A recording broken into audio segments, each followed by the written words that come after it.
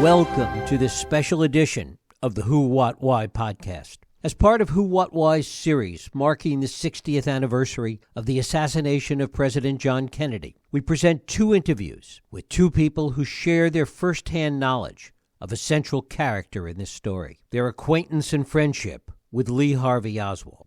Their perspectives on Oswald are very different. One knew him in Texas after Oswald returned from a 2.5-year stay in the Soviet Union with his Russian wife, Marina. And the other was among Oswald's best friends in Minsk during his period in the Soviet Union. And he was present when he first met Marina at an evening lecture and dance in Minsk's most prestigious venue. And so we present these two conversations, first with Paul Gregory and then with Ernst Titovets. Ernst Titovets is a medical doctor and professor of neurosurgery in Minsk, which is now the capital of Belarus, but in 1960, a part of the Soviet Union. It was there 63 years ago that Professor Titovets, who was then a university student, met Lee Oswald. This was little less than a year after Oswald had arrived in the Soviet Union, claiming to be an ideological defector. They became fast friends, hanging out as two 21-year-olds, acting their age. And they stayed in touch by letter after Oswald returned to the U.S. 13 years ago, Professor Titovets published an in-depth memoir about his time with Lee Oswald. It was called Oswald, Russian Episode. For the book, he also extensively researched documents and materials from the investigations into the Kennedy assassination. And he compares what the investigation said about his friend and his friend's emphatic denial of the charges against him. His wealth of detail and his insight make this an important piece of background in the Kennedy assassination. It is my pleasure to welcome Professor Ernst Titovets to this special edition of the Who, What, Why podcast. Ernst, thanks so much for joining us. Ernst, let's begin with your reaction to my conversation with Paul Gregory. He had a lot of things to say about Oswald and Marina, and I'd like to begin by getting your reaction. Well, let's get the exact picture, context of all that. Well, I mean, his and my perception of Oswald.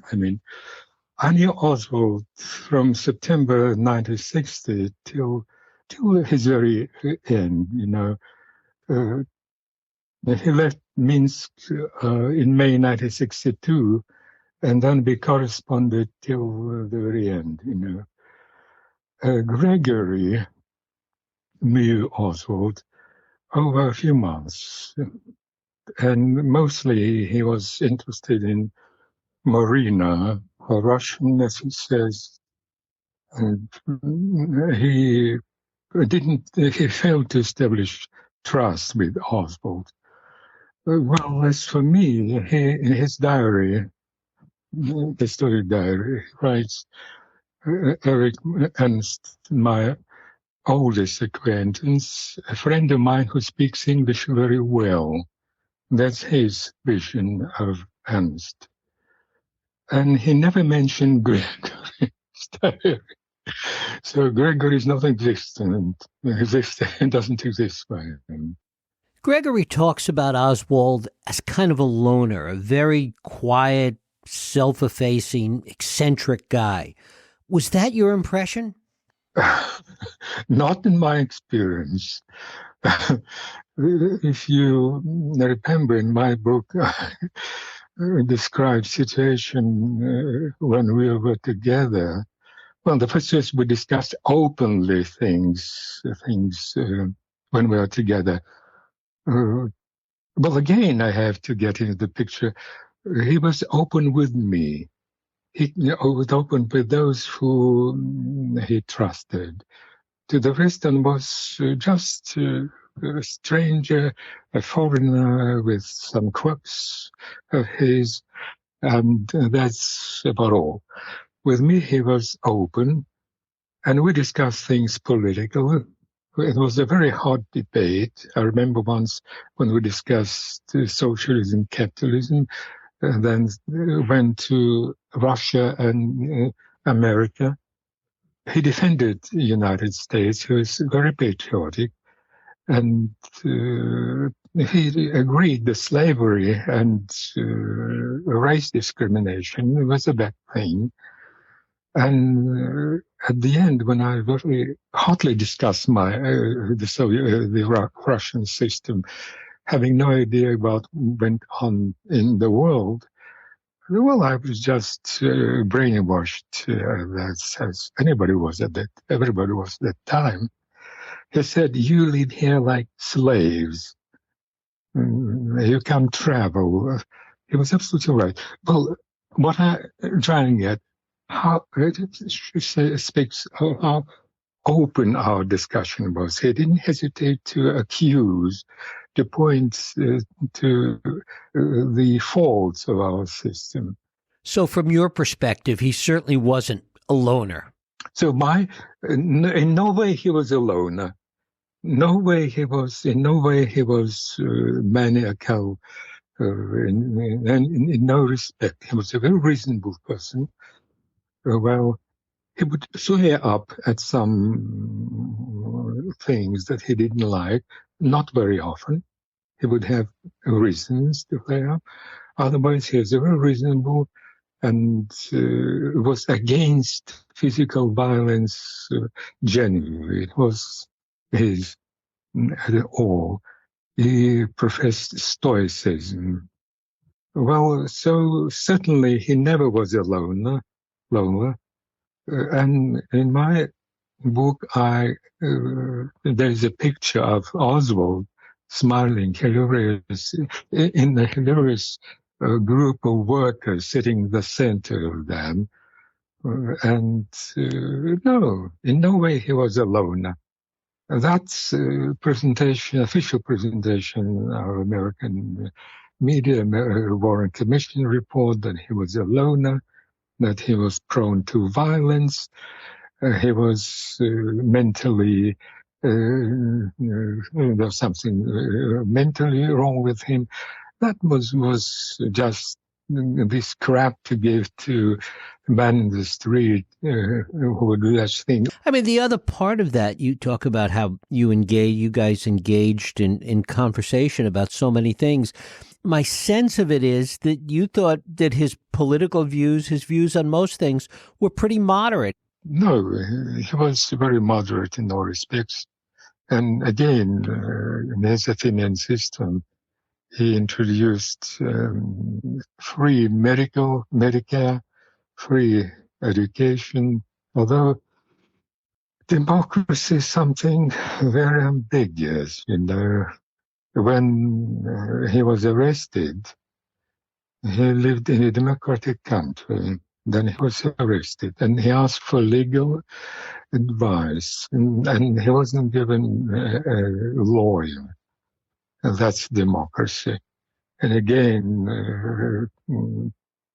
to put in custody an innocent person, and he wasn't introduced to a lawyer. I believe it. I don't know exactly the procedure here for arrested man, but I believe in this case he was entitled to a legal help. It was a very serious accusation, and he wasn't given any. Was he interested in politics? What was he most interested in? You indicate that he was interested in politics, and he particularly had an interest in East-West relations, etc. Talk about that a little. About politics, yes. I just remind you that still at the age of 15, as he writes. And so he, found Marx manifesto, and he was on a dusty shelf somewhere in a library. And he was so fascinating with his theory. Not that he understood it in depth, but it was quite enough for him to fascinate him as a youngster. And he was from poor background, and he set his task to just annihilate poverty and inequality in his home country. That was the driving that made him tick. And that's why he studied Russian when he grew up. That's why he went to Russia to study the socialist system, how it works there, because it was just a step to communism. And certainly he was interested in politics from this point of view, economy, politics, and because that was something that he wanted to learn in the socialist country, Russia, and wanted to adopt his Athenian system. And he adopted certain features, and he viewed himself as a political activist. In his resume, he stressed his activity as a street agitator and so forth and so forth. So he views himself as an organizer and political activist. And certainly that explains his interest in politics.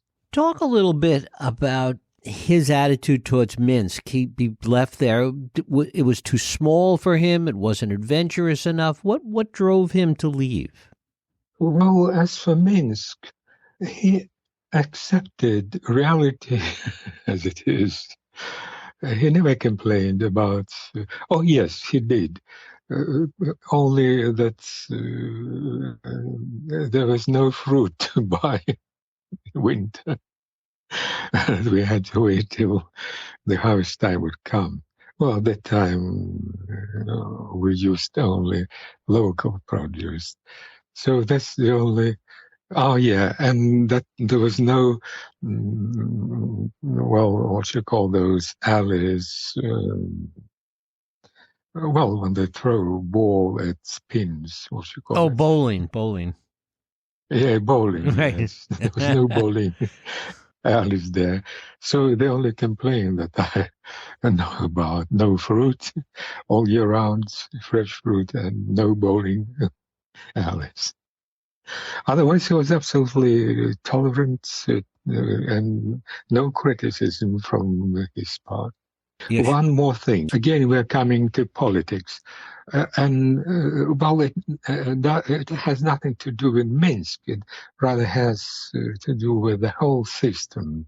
He criticized so many political meetings at work, at various levels, at workers, at party members, non-party members, prof-youth, then indoctrinating lectures every week, and everybody must be present there. And communists watched who was not diligent enough to report later on. So he didn't like that. But it had nothing to do with Minsk. It was rather his non-acceptance of certain features of Russian socialism. To what extent did you guys stay in touch over the years? Well, I counted how many letters and postcards he sent over to me. I don't remember the number now, but it turned out that he sent more than I answered back. Anyway, he just described about his most significant developments.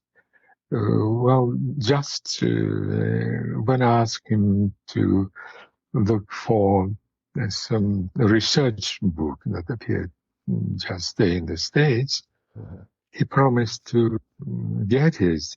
And then he said that he would hand it to me by hand in Leningrad, St. Petersburg at that time, called at that time Leningrad. And he said that they were coming back to the Soviet Union. Well, he told me about the birth of his daughter, the second one, and just main events that took place in him. Nothing about Mexico, no way. Did you have any idea that he had been in Mexico, or why? Well, yes, he desperately wanted to get away from America fast. I just think possibly he received some menacing things. Because of his activity, he became prominent. He appeared on TV. He appeared on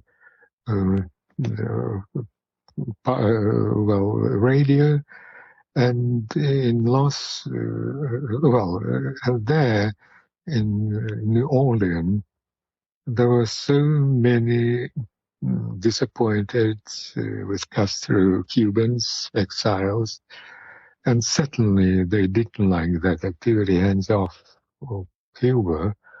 He viewed Cuba differently. And I think he didn't enjoy popularity in those circles. And that's possibly one reason why he wanted to get away into safety of the Soviet Union. Even he didn't like certain features about that. And he tried to get, he even wanted to get, if things, anyway, to cut through some red tape. He even suggested they would go to the Soviet Union separately. Marina still was Soviet citizen, and I think he was looking for ways to get over this red tape. And his visit to Mexico, embassy there, possibly he was looking for a way just to get through Cuba to the Soviet Union, or find any other way, or speed up his receiving his visa. So that's my view of his visit in Mexico. He tried to speed up his, getting his visa to the Soviet Union. There's been a whole bunch of talk about, going back to Minsk, that his apartment was near this counterintelligence school, this KGB school. What is that about? KGB school, I have no idea. The only thing I learned about KGB something, it was from Oswalds. That's funny. How many things I learned from Oswald. About Mazarov, the party secretary of the Soviet Union, about where he lived, how many apartments, how big it was, that there was a militiaman standing at the entrance. So many things, there was some KGB school in that region. I know nothing more about that. But his flat was bunked, and everything that went on there was absolutely immediate knowledge of KGB. Well, by the way, I wonder, where are those recordings now? It's a good question, right? Did you talk to him or exchange letters with him when he was in New Orleans? Talk about that. Well, he was full of activity. As I said, he read a lecture. He appeared on TV. He appeared on radio debates. So he was very active there. The issue of language comes up repeatedly in this story. Talk about that. Well, his language, it was point of interest to me. I made many recordings, especially to study his accent. And he had southern accents. He was, that was clear. It was not aortic. It was with a little bit, there appeared nasal twang sometimes, and drawl, not expressed very much. But, again, he would say, asked for us. But it's just are not standard. And again, this pretty, we would say an RP pretty. Well, there were some more things that certainly he was a southerner, but he was influenced by RP practice in the Soviet Union. He was in touch with students of foreign language, girls mostly, and they all were taught RP. And he was definitely influenced by that. There was the observation made by Americans that found him on his return back to the States. That's what I say about his English, in short. Talk a little bit about his meeting with Marina. You describe it as a much more glamorous event than it was it's always been made out to be in the mainstream media. Well, Marina. You know, in one of the chapters, writes love is something that takes place between people who don't know each other, one another. Okay, you know, his heart was empty at the time he met Marina at the Popsy Charles Palace, Trading Palace, they call him. He broke with Ella German, rather she cut him off. He was very infatuated with her, was very beloved with her. And I believe when I met Ella German later, in 90s, first met her for the first time, there was about her an aura of some calmness, you know, soothing something, saying, forget all your troubles, it's me, her low voice. And I believe that was attracted, troubled Oswald with his life and everything. Well, anyway, he was really in love with her. And when he proposed to her, she turned him off. She explained that you're American, and that's just the way to get trouble from those parts. And he realized that he didn't really love her. She was friendly with him. And again, later, she said, I just showed in many ways that we were just friends, but he didn't get the meaning of that. Well, in any way, so he appeared there at the Trade Union Palace with me, with his heart broken. It was empty. Now about Marina. Marina, well, again, there's some very, very, I describe all details in my book, rather curious coincidences. Why she appeared there, where she appeared, the time of her appearance. It was sort of choreographed, you know, and I got an impression that there was a mastermind behind all that. All right, never mind. So Marina, we discussed, by the way, before lecture, we just walked through the crowd there, then walked up and down waiting for the lecture to start. And we saw girls and discussed them. There was disagreement between us. He rather fancied not sporting time, full-breasted. He wouldn't mind if they smoke, and that rather was that they were uninhibited sexually.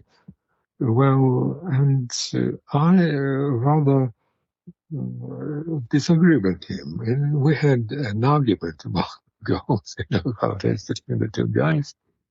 Well, in any way, I got an idea about his perfect girl.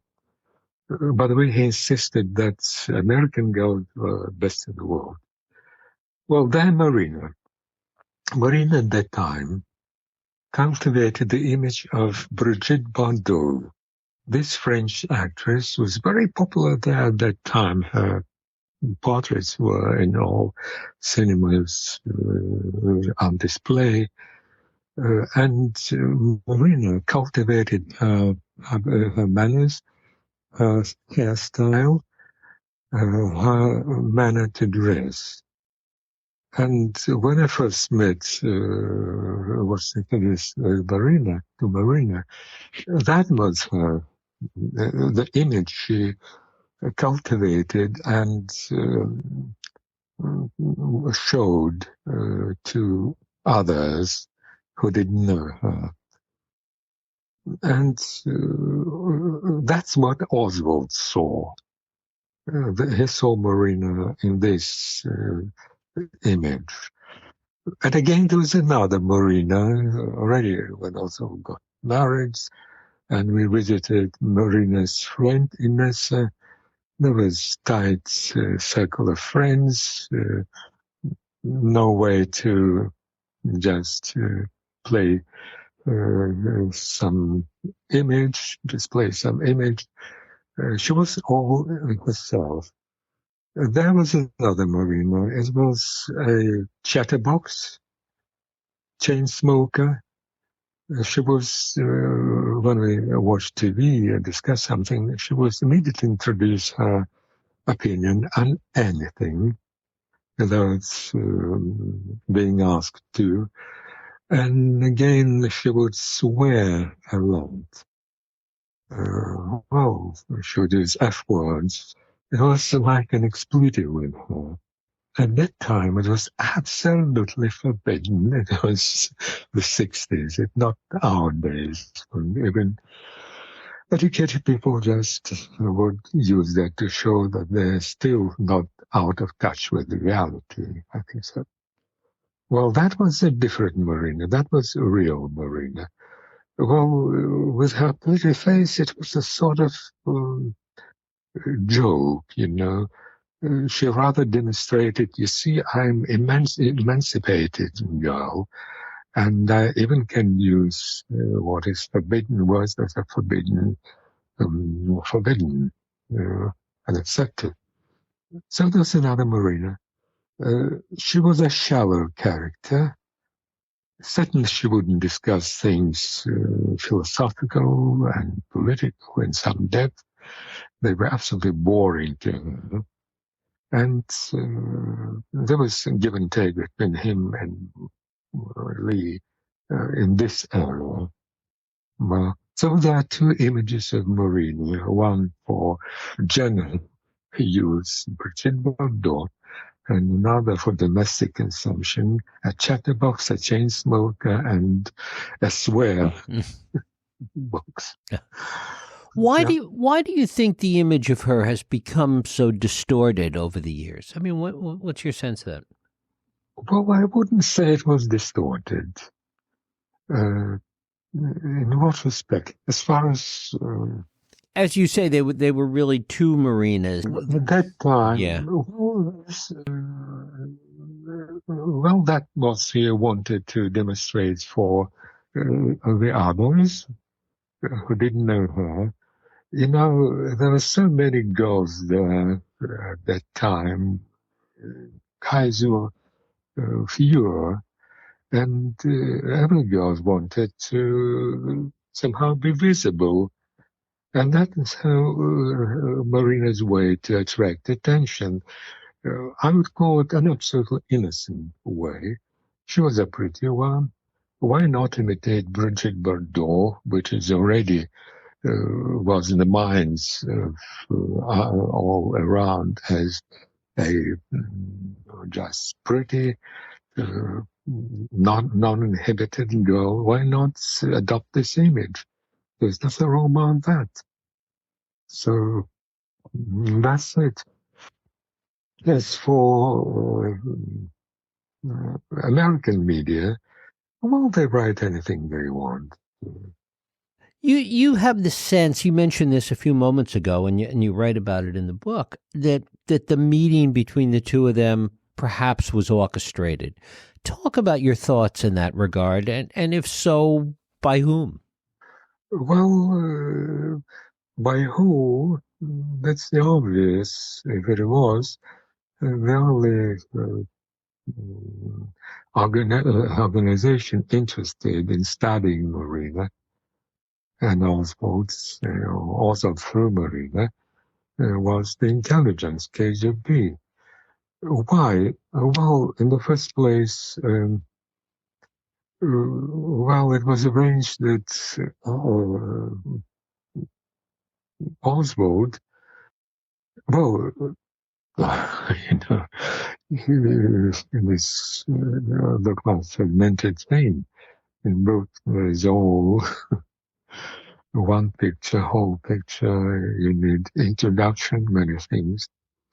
Well, I'll try to get the essence of that. Well, anyway, I didn't attend the lecture. Lee did. The lecture by Cherkasova.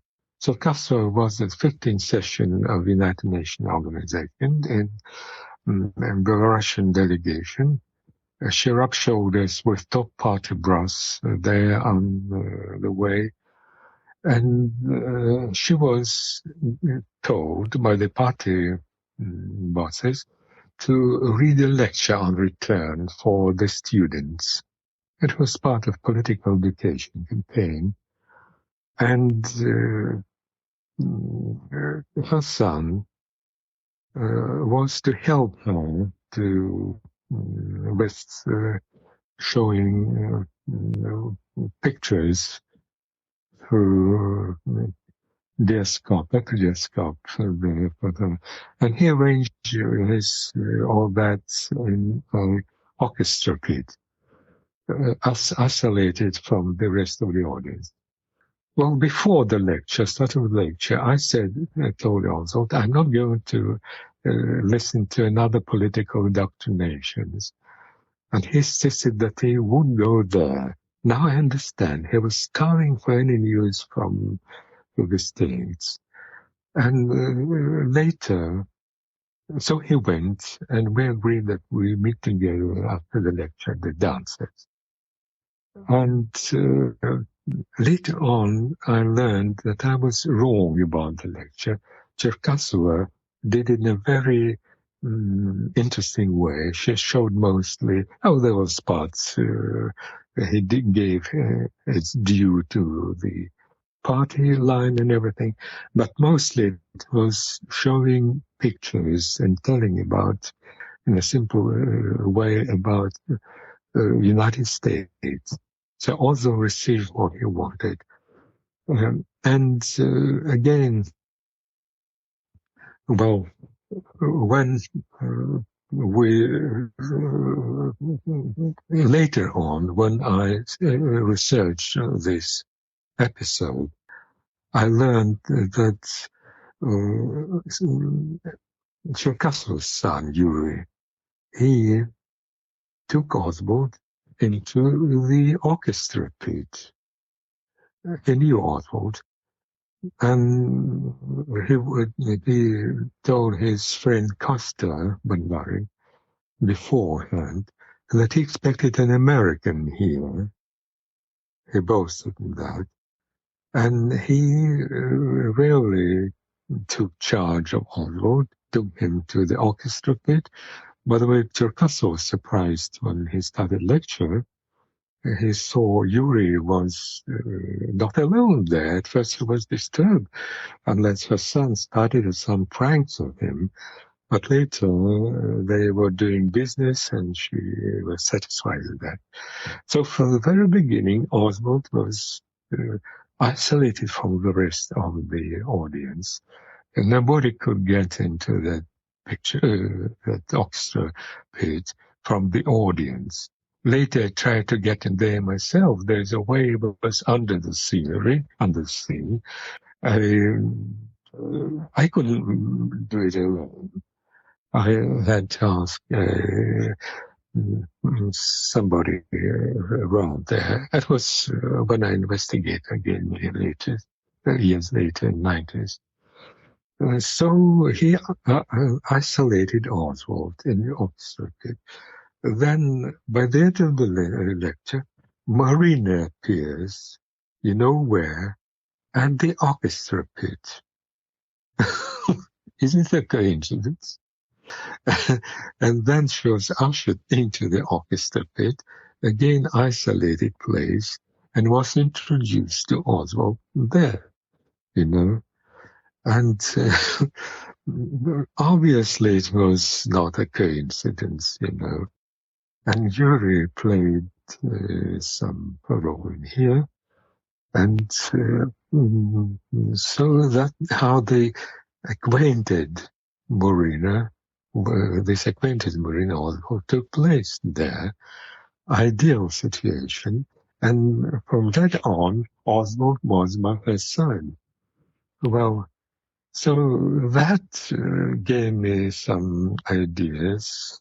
But it's not a coincidence, too many things to be just passed as a simple coincidence. Why Marina? Yeah. Why Marina, do you think? Why was she chosen for if assuming that it was arranged, why her? Well, I only can surmise, my surmise. Well, in the first place, I believe she was under control, KGB control. She was ousted of Leningrad because of her behavior and her, some relations with foreigners, you know. And she lived here with her auntie. A pretty face, lived close to where Oswald lived. Well, why not try to make them get together and have a closer look on Lee? That sounds reasonable. But somehow I don't trust in coincidence in here. So, well, that's what I think, and my investigation leads to. I mean, I guess the question is they were women that Oswald knew already, girlfriends that he had. Would it have been easier for them to deal with one of those as opposed to introducing somebody new like Marina? Well, no comment on that. He had some relationships, not lasting. And here, well, I say he was introduced to Brigitte Bardot. Why not to flirt with her and see the developments? Well, anyway, there was just a way to get closer to learn Oswald's mind. So this girl, she wasn't the only source of information, but why not try this? A pretty face, just to introduce to a guy with broken heart. And later, Oswald was involved with her. And she wrote that already being with Marina, I'm starting to forget Ellen Gorman. There are so many misconceptions, and you write about so many of them in your book. If you had to pick like one or two things that are just so wrong, or things that you most want to correct the record on, what would they be? This would be the central thing, the character of Oswald. He was wrongly accused of being even suspect of presidential killer. There was no evidence for that. He was just made a scapegoat, so just a pawn, a political pawn in a big political game. And I just would like his name officially restored and apology being brought to Marina and his daughters to clear his name. That's what I'm looking forward to. And my book is, if you want just indirect circumstantial evidence. I didn't see the smoking gun, but my book has circumstantial evidence of his not being guilty. And in open court, circumstantial evidence is being taken very serious when there is enough evidence to prove that. And I hope in my book there is enough evidence to prove he was guilty, that he was not he was not mad, that he was not hypomaniac. It was absolutely normal. And the important thing was that he tried to do his best for his country. He was very patriotic, and he tried to reorganize on democratic basis, on capitalist basis, his country, so that there would be no poverty and no inequality, and believed in progress along those lines. That's what I would rather be realized, to clear Oswald's name and present him as a real person. I believe I did this exactly in my. And the other part of it is that if he was a pawn of other forces, what is, knowing as much as you do, having witnessed as much as you have, I mean, what do you sense those other forces might have been? Well, that's not for me to put finger on, but now it's enough evidence in literature who they call names, they give facts, and well, they distinctly point to the top ruling party members of the United States power elite. It was a political conspiracy to do away with progressive presidents who wanted to finish war in Vietnam, to improve the relationship with the Soviet Union, and other things. So industrial military complex was a little bit, not a little bit, but didn't like all that. Again, there was about his military system that he wanted to introduce. So there are many things for the top ruling circles to dislike him, and they did away with him. That's what I think. And there's a lot of evidence in American literature. I just don't want to call that, because that's what's not my evidence.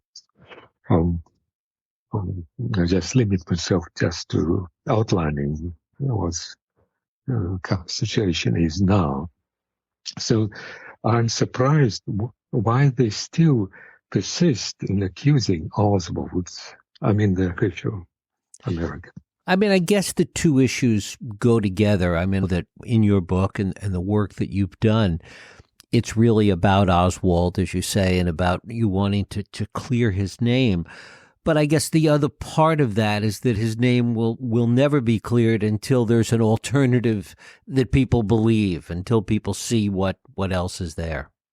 So it's a matter of introducing facts in the mainstream media, that nobody's going to deny, and just introducing evidence, another evidence, real evidence about Oswald to masses through central media and other means.